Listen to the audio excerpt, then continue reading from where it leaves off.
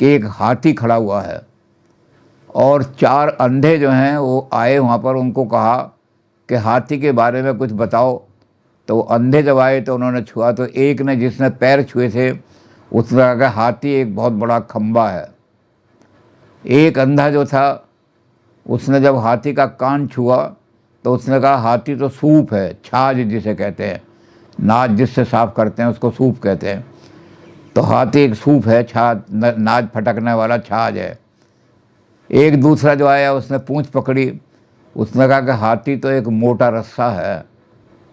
चौथा जो था उसने हाथी के शरीर पे हाथ फेरा, उसने कहा था हाथी तो एक बहुत बड़ा तख्ता है, जिसे हम कह सकते हैं कि बिल्कुल प्लेन, उन्होंने कहा कि प्लेन तख्ता सा है।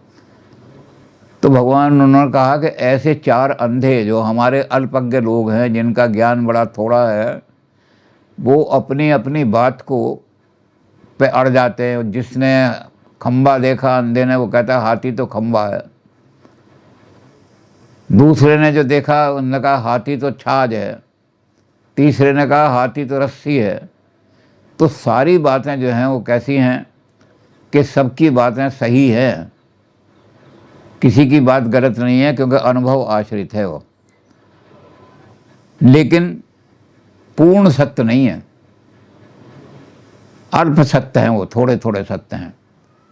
तो इसलिए उन्होंने कहा कि जो आदमी भी संसार को देखता है, इसको देखेगा, वो अपने अल्प ज्ञान के कारण से फाइनल निर्णय इसके बारे में नहीं दे सकता।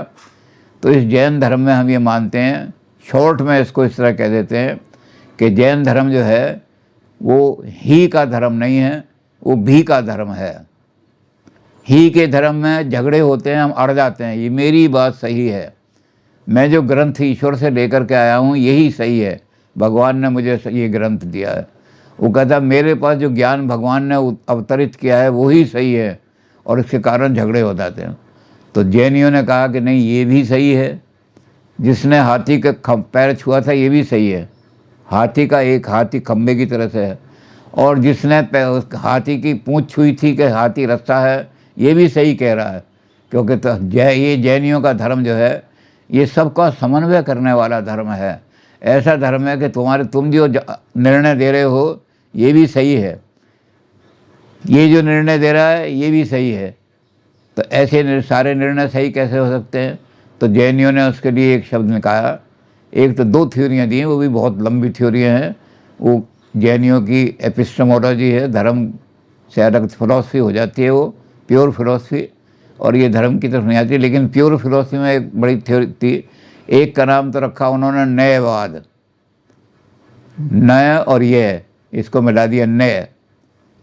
अंग्रेजी में लिखते हैं न्याय पढ़ देते हैं, गलत पढ़ देते हैं उसको, लेकिन न्यायवाद है। न्याय का मतलब दृष्टिकोण, आस्पेक्ट, पक्ष। एक वस्तु जो होती है वो अनेक धर्मा होती है। संसार के अंदर जितनी वस्तुएं हैं उनमें एक प्रेडिकेट नहीं होता, कई प्रेडिकेट उनको लगाए जा सकते हैं।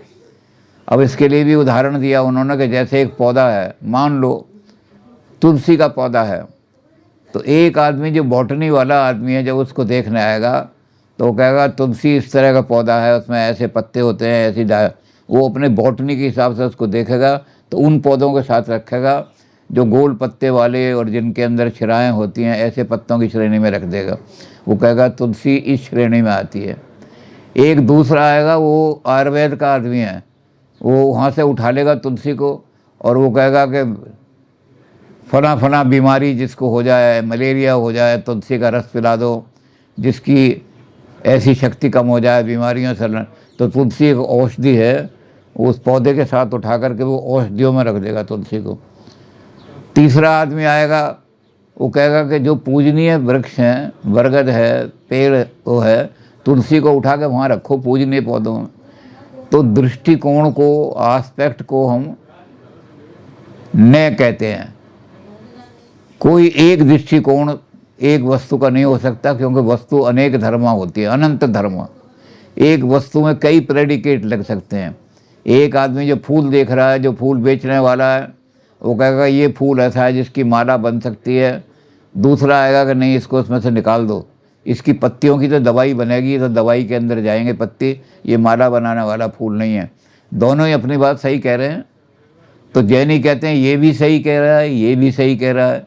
तो जैन धर्म भी का धर्म है। न्याय जो है, अब न्याय के बहुत सारे प्रकार हैं, तरह तरह के दृष्टिकोण हो सकते हैं, लेकिन मुख्य रूप से दो हैं। एक को उन्होंने कहा अर्थ न्याय और एक को कहा उन्होंने शब्द न्याय। ये शब्द न्याय और अर्थ न्याय जो हैं, ये सारी वस्तुओं को किस तरह से एक्सप्लेन करते हैं, कितने दृष्टिकोण हैं। अब जब इनके दृष्टिकोण अलग अलग हैं तो इनका वर्णन भी, जजमेंट भी इनके बारे में अलग अलग दिया जा सकता है। जब एक वस्तु ऐसी है जिसके प्रेडिकेट अलग अलग हैं, तो अलग अलग प्रेडिकेट लगा करके एक आदमी कहेगा, तूने कहा गुलाब लाल है, तो मैंने कहा नहीं, हम रंग के हिसाब से नहीं देख रहे, हम कहेंगे गुलाब सॉफ्ट है। हम तीसरा कहेगा कि गुलाब सुगंधित है। तो तीनों सही कह रहे हैं, तीनों की बात पर कोई गलती नहीं है किसी तरह की भी, लेकिन अपने अपने दृष्टिकोण से कह रहे हैं, तो जजमेंट भी उनका अलग अलग हो जाएगा। तो इन्होंने इसको भी बहुत विस्तार से बात की। इन्होंने कहा जो जजमेंट हैं, फाइनल जजमेंट कोई नहीं हो सकते। इसको उन्होंने कहा स्यादवाद। जैनियों की सबसे बड़ी देन है स्यादवाद। दुनिया को इन्होंने सबसे बड़ा चीज़ जो दी है वो ये है स्यादवाद। कोई भी जजमेंट फाइनल नहीं हो सकता। अब स्याद के कई अर्थ लिए लोगों ने। कुछ लोगों ने कहा स्याद माने शायद, शायद ये माला में डालने वाला फूल हो, तो शायद के माने शायद नहीं है। शायद के माने अगर शायद लगा लें तो अनिश्चित हो जाएगा, हमें पता ही नहीं कुछ भी शायद। कुछ लोगों ने और संभावना कहा, संभव है, ये संभव है कि फूल ऐसा हो, तो शायद के माने संभावना में नहीं है। शायद के माने अगर देखे जाएँ उस भाषा में, जिस भाषा में जैनियों ने अपने ग्रंथ लिखे हैं, यानी अर्धमागधी भाषा में अगर देखा जाए, तो शायद का मतलब होता है किसी प्रकार से, किसी तरह से या किसी दृष्टि से। तो उन्होंने कहा कि हर जजमेंट के अंदर शायद होना चाहिए लगा हुआ। शायद लगाओगे तब तो ठीक है, नहीं तो फाइनल जजमेंट दोगे तो कहेंगे कि फाइनल जजमेंट तो कोई दे नहीं सकता, तूने जिस चीज़ को देखा है अपने दृष्टिकोण से देखा है।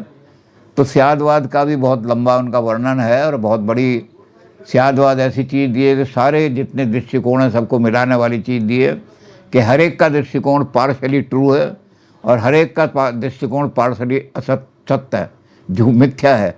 तो पार्शली सत्य हैं सारे जजमेंट, पार्शली सत्य हैं।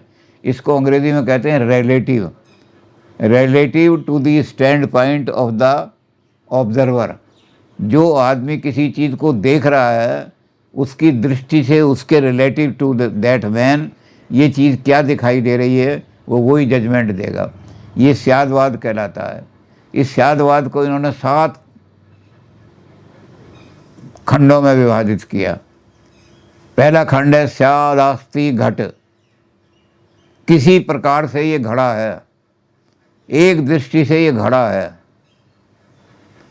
तो एक प्रकार से ये घड़ा है, ये हमारा जजमेंट आ गया पार्शली, कि जिस दृष्टि से हम देख रहे हैं कि बर्तन देख रहे हैं हम सारे, तो हमने कहा ये बर्तनों में जब इसको क्लासीफाई करेंगे तो बर्तनों के अंदर जाकर रखेंगे तो ये घड़ा कहलाएगा। दूसरा आदमी का दृष्टिकोण था, उसने कहा किसी प्रकार से स्याद नास्ति घट, ये घड़ा नहीं है, एक दृष्टि से ये घड़ा नहीं है, ये मिट्टी का एक पर्याय है। हम इकट्ठी चीज़ें कर रहे हैं कि मिट्टी से क्या क्या चीज़ें बन सकती हैं, तो घड़ा वहाँ से उठा करके बर्तनों से हम इधर रख देंगे और हम कहेंगे स्याद नास्ति घट, ये घड़ा नहीं है, ये मिट्टी का एक रूप है। फिर हम कहेंगे स्याद नास्ति घट, एक दृष्टि से ये घड़ा भी है और घड़ा नहीं भी है। फिर चौथा हम कहेंगे कि या स्याद अवक्तव्यम, स्याद के बारे में हम कुछ कह नहीं सकते, अव्यक्ता है, जिसको एक्सप्लेन नहीं कर सकते, बियॉन्ड एक्सप्लेनेशन है, जिसमें तरह तरह के हमें प्रेडिकेट दिखाई दे रहे हैं। उन प्रेडिकेट को, सारे प्रेडिकेट को हम एक साथ कैसे लगाएं, तो सारे प्रेडिकेट एक साथ नहीं लगा सकते, तो हम कहेंगे घड़ा अव्यक्तम है, जिसके बारे में कुछ कहा नहीं जा सकता। फिर उसी को उन्होंने 3 और ये उन्होंने कहा स्याद अस्ति घट अव्यक्तम। हो सकता है ये घड़ा है, एक दृष्टि से ये घड़ा है, लेकिन हम कह नहीं पा रहे ठीक तरह से। फिर इन्होंने कहा स्याद नास्ति घट अव्यक्तव्यम, ये एक दृष्टि से घड़ा नहीं है, लेकिन हम ठीक कह नहीं पा रहे इसके बारे में कुछ, हमारी वाणी सीमित है, हमारे पास शब्द सीमित हैं, इसलिए हम कुछ कह नहीं पा रहे। और फिर सातवां उन्होंने कहा स्याद आस्ति नास्ति अवक्तव्यम। ये जो है तो 7 प्रकार से इन्होंने स्यादवाद रखा, लेकिन उस स्यादवाद में ये कर दिया इन्होंने कि ये दृष्टिकोण भी ठीक है, ये दृष्टिकोण भी ठीक है, ये दृष्टिकोण भी ठीक है, ये दृष्टिकोण भी ठीक है। क्योंकि उसको हम कहेंगे कि तूने कहाँ से देखा? उसने कहा कि मैंने तो उत्तरी ध्रुव पर खड़े होकर के देखा था, तो मुझे ध्रुव तारा जो था वो सीधा दिखाया, लंब के रूप में दिखाई दिया। तो ध्रुव तारा शरीर पृथ्वी पर लंबवत है। एक आदमी जो इक्वेटर पर खड़ा है वो कहेगा कि ध्रुव तारा पृथ्वी से 45 डिग्री का एंगल बनाता है। तो 45 डिग्री का एंगल बनाने वाले को कहा जाएगा कि ये नहीं कहेंगे जैनी कि तुम गलत कह रहे हो, उससे कहेंगे भाई तुम किस दृष्टि से कह रहे हो, मैं इक्वेटर पे खड़ा हूँ। तो जितने भी जजमेंट हैं वो रिलेटिव टू दी ऑब्जर्वर होते हैं, और सारे जजमेंट पार्शली ट्रू होते हैं, पार्शली झूठ होते हैं। तो स्यादवाद उनकी बहुत बड़ी देन है। और इससे जैनियों के बारे में कहा गया कि जैनियों जैसा समन्वयवादी रिलीजन दुनिया में कोई नहीं है। इतना समन्वय जो कर सके कि दूसरे की बात को भी कह दे, हम जो बात कह रहे हैं वो मुसलमान भी वही बात कह रहे हैं, तुम्हारी बात भी सत्य है जी। और मुसलमान कहने लगे कि तुम्हारी ईसाइयों से कि तुम्हारी बात भी सत्य है जी। तो ऐसा इतना समन्वय वाला कोई दुनिया के अंदर धर्म नहीं हुआ। न्यायवाद भी समन्वय की दृष्टि है, और जो जजमेंट दिए जाते हैं ऑल रिलेटिव जजमेंट। और आजकल तो सारी फिजिक्स में ही रिलेटिविटी की थ्योरी आई है। कोई घटना एब्सोल्यूट साइमल्टेनियस नहीं है दुनिया के अंदर। एक सितारा जो हमसे इतनी दूर है, जिसकी लाइट इस पृथ्वी पर 10 साल में आती है, और एक सितारा हमारे इतना करीब है जिसकी लाइट 1 साल में ही आ जाती है, या 8 मिनट में आ जाती है, जैसे सूरज की आ जाती है। अब एक घटना अगर इस पृथ्वी पर हुई है तो सूरज पे जो आदमी है वो कहेगा कि 8 मिनट पहले एक बम फटा था, लेकिन उसी घटना को दूसरा आदमी कहेगा कि 10 साल पहले पृथ्वी पर एक बम फटा था। तो दोनों जो थे वो कैसे कहेंगे? बम तो एक ही समय फटा है, लेकिन जो रिलेटिव है जो वहाँ खड़ा है 10 साल बाद उसके पास पहुँचेगी वो जो सूचना है 10 साल में लाइट वहाँ पहुँचेगी। तो दोनों ही सही बात कह रहे हैं, वो भी सही बात कह रहा है। तो इसलिए आज रिलेटिव थ्योरी जो है आइंस्टीन ने दी है, ये रिलेटिव थ्योरी इसी स्यादवाद से निकली हुई है। क्योंकि कोई भी जजमेंट फाइनल नहीं हो सकता, एब्सोल्यूट जजमेंट कोई हो ही नहीं सकता। तो ये स्यादवाद और न्यायवाद जैनियों की बहुत बड़ी देन है, लेकिन इसकी बड़ी आलोचना की है बौद्धों ने, सब नहीं की है इसकी। शंकराचार्य, रामानुजाचार्य, इन्होंने, वेदांतियों ने तो बहुत आलोचना की है, क्योंकि वेदांत तो एब्सोल्यूट मानता है। और जैनी जो है वो कहते हैं कि जहाँ प्रेडिकेट नहीं लग सकता वो चीज़ हो ही नहीं, उसका वर्णन ही नहीं हो सकता। इसलिए जैनी निराकार ब्रह्म को नहीं मानते। वो कहते हैं जो चीज़ प्रेडिकेटेबल नहीं है, जिसमें प्रेडिकेट नहीं लग सकता, वो सत्य नहीं, वो हो ही नहीं सकता, संभव ही नहीं है, वो है ही नहीं। जब कोई चीज़ अस्तित्ववान ही नहीं है तो उसमें प्रेडिकेट क्या लगाओगे? और जो चीज़ अस्तित्ववान है उसमें जब प्रेडिकेट लगाओगे तो प्रेडिकेट कैसे लगेगा? जिस दृष्टि से आपने देखा है, जिस दृष्टिकोण से, जिस आस्पेक्ट को आपने देखा है, या जिस वस्तु के पक्ष, अगर वो वस्तु घूम रही है या वो वस्तु चलायमान है, तो आपने वस्तु के जिस पक्ष को देखा है, एक वस्तु में तरह तरह के रंग हैं और वो घूम रही है, और घूमते घूमते हमारे सामने जब आया लाल रंग आया तो हमने कहा कि ये वस्तु गिलास लाल है। और जब वो गिलास घूम रहा था जिसके सामने पीला आया तो कहेगा गिलास पीला है। तो हम कहेंगे दोनों में से कोई भी झूठ नहीं बोल रहा, दोनों ही सत्य बोल रहे हैं। इसलिए जैनी क्या कहेंगे? और तो कहेंगे कि नहीं, तुझे सत्य ज्ञान नहीं है, गिलास के बारे में तो अलग अलग प्रेडिकेट लगा रहा है, तो इसका मतलब तुझे ज्ञान। वेदांत यही कहेंगे तुझे ज्ञान ही नहीं है, लेकिन जैनी कहेंगे नहीं, ये भी ठीक कह रहा है, ये भी ठीक कह रहा है। और गांधी जी आज इसी बात को मान करके कहते हैं। गांधी जी ने कहा दुनिया में जितने भी धर्म हैं सब ट्रू हैं, और जितने भी धर्म हैं उनमें कुछ ना कुछ कमी है, कोई धर्म परफेक्ट नहीं है। सारी दुनिया के धर्म मैंने पढ़े हैं। तो गांधी पर जैनियों का बहुत प्रभाव है, क्योंकि गांधी जी जैन परिवार में हुए थे। तो गांधी जी कहते हैं कि सब चीज़ पार्शली ट्रू है और पार्शली ट्रू नहीं है। तो जैनियों ने इस तरह से वो हाथी का जो एग्ज़ाम्पल दिया था, आज उस जैनियों के एग्ज़ाम्पल को इतना पॉपुलर हो गया है कि लोग जब कभी पार्शलिटी की बात करते हैं तो यही एग्जाम्पल हाथियों वाला देते हैं कि अंधे के आगे अगर हाथी खड़ा कर दोगे तो अंधा उसका, जिसने पैर देखे हैं तो कहेगा हाथी। तो ये जो अनंत जगत है, उस अगर अनंत जगत के बारे में आप कोई भी आदमी ऐसा नहीं कह सकता कि वो राम ही है। कोई आदमी कह देगा वो अल्लाह है, कोई आदमी कह देगा वो खुदा है, कोई आदमी कह देगा गॉड है। तो कहेंगे जो अनंत है उसको एक नाम नहीं दिया जा सकता, जो अनंत है उसको शांत नहीं किया जा सकता। इसलिए तरीका क्या है कि जैनियों वाला, तुम भी ठीक कह रहे हो, तुमने इस वो अल्लाह भी है, वो गॉड भी है, वो राम भी है, वो रहीम भी है, वो ब्रह्म भी है। तो जैनी कहेंगे कि वो चूँकि अनंत है, इसलिए अपने दृष्टिकोण से जिससे आपने देखा या जो शब्दावली आपके पास थी उस शब्दावली में आपने जजमेंट दिया, तो आपका जजमेंट भी सही है और हमारा जजमेंट भी सही है और इसका भी जजमेंट सही है। तो जैनियों का स्यादवाद और जैनियों का न्यायवाद जो है, इसने बहुत बड़ा दुनिया के अंदर ऐसा समन्वयवादी पैदा कर दिया है कि दुनिया में कोई झगड़ा धर्म के नाम पर नहीं हो सकता, या किसी भी बात के सत्य के बारे में कि तू सत्य कह रहा है या ये सत्य कह रहा है, कोई झगड़ा नहीं हो सकता सब। तो इसलिए शॉर्ट में इसको क्या कहते हैं कि इतने बड़ी बड़ी चीज़ों को, स्यादवाद को, इन सबको एक्सप्लेन करने की बजाय जो बहुत विस्तार से कहे हैं जैनियों ने, लोग कहते थे कि जैन धर्म भी का धर्म है और दूसरे धर्म जो हैं वो ही के धर्म हैं। दूसरे धर्म कहते हैं ही, और इसलिए धार्मिक झगड़े इसीलिए होते हैं कि जब आप ही को छोड़ करके अगर भी को कह दोगे तो कोई झगड़ा नहीं होगा।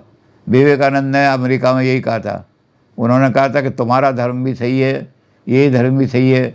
तो आज तलवार का ज़माना चला गया, तलवार के द्वारा अपनी बात को मनवाने का तो अब ज़माना नहीं है, ख़त्म हो गया हो, तलवार अब नष्ट हो चुकी है। अब किसी को अब ज़बरदस्ती आप अपने थ्योरी नहीं मनवा सकते, अब समन्वय का ज़माना आ गया है। अब तो ये कहना पड़ेगा कि कुछ चीज़ तेरे अंदर भी अच्छी है वो हम ले लेंगे, कुछ चीज़ हमारे अंदर भी अच्छी है तू ले ले। तो अब ऐसा ज़माना आ गया है, इसलिए अब नया जो शंख बजेगा वो मौत का पैगाम नहीं देगा। विवेकानंद जी ने वहाँ खड़े होकर कहा कि अब जीवन का प्रणाम देगा। अब कोई भी कहीं से भी धर्म की आवाज़ जब उठेगी तो धर्म ये कहेगा कि धर्म समन्वय है। धर्म समन्वय है किसका? करोड़ों लोगों के दृष्टिकोण को जब एक जगह इकट्ठा करेंगे तब हमें सत्य का पता लगेगा, और वो हम कर नहीं सकते क्योंकि दुनिया कब से चल रही है, लोग कब से निर्णय दे रहे हैं, करोड़ हा करोड़ निर्णय दे चुके, तो उन सबको इकट्ठा कैसे करेंगे? तो इसलिए अब शंकराचार्य वगैरह तो अपने जो वेदांती हैं वो कहते हैं कि ये तो हो ही नहीं सकता कि एक चीज़ सत्य भी हो रहा सत्य भी हो, एक चीज़ जो है नित्य भी हो रहा नित्य भी हो, और एक चीज़ जो है विरोधाभासी उसके अंदर गुण हो, ये हो नहीं सकता। जैनी कहते हैं कि ये तो हो, सत्य यही है, तुम मानो ना मानो, तुम भी अपने दृष्टिकोण से कोई कह रहे हो, मैं भी अपने दृष्टिकोण से कह रहा हूँ, तो तुम्हारे दृष्टिकोण से तुम्हारी बात सही है, मेरे दृष्टिकोण से मेरी बात सही है, दोनों सही है। तो ये जैनियों का जो ज्ञान सिद्धांत है वो बहुत विस्तार से उन्होंने उसको स्यादवाद और न्यायवाद के नाम से लोगों के सामने रखा, और न्याय की थ्योरी के सामने उन्होंने बता दिया कि हर जजमेंट, कोई भी जजमेंट दिया जाए वो रिलेटिव है। अब आज के फिलोसफर नए यही कह रहे हैं कि हर जजमेंट के पीछे छुपा रहता है एक चीज़, वो छुपी रहती है आई। उस आई को हम कह नहीं सकते क्योंकि हम उसे मान लेते हैं कि वो आई को मेटाफिजिकल एंटिटी मान लेते हैं कि कोई आई है। लेकिन जब हम जजमेंट देते हैं तो हमें पूरा जजमेंट ये देना चाहिए। जब हम कहते हैं रोड इज़ रेड, तो हमें पूरा जजमेंट क्या है? ये I see that road is red, मैं देखता हूँ कि road, I know that road is red. दूसरा आदमी जब जजमेंट देगा रोड इज़ सॉफ्ट, तो पूरा जजमेंट क्या होगा? ये तो अधूरा जजमेंट है क्योंकि ये गुप्त रहता है आई। तो दूसरा जजमेंट क्या कहेगा कि आई know that road is soft. तो ये जो है सारा ये जैनियों का सहजवाद, ये इस तरह का थ्योरी है जो सारे को समन्वय कर देती है।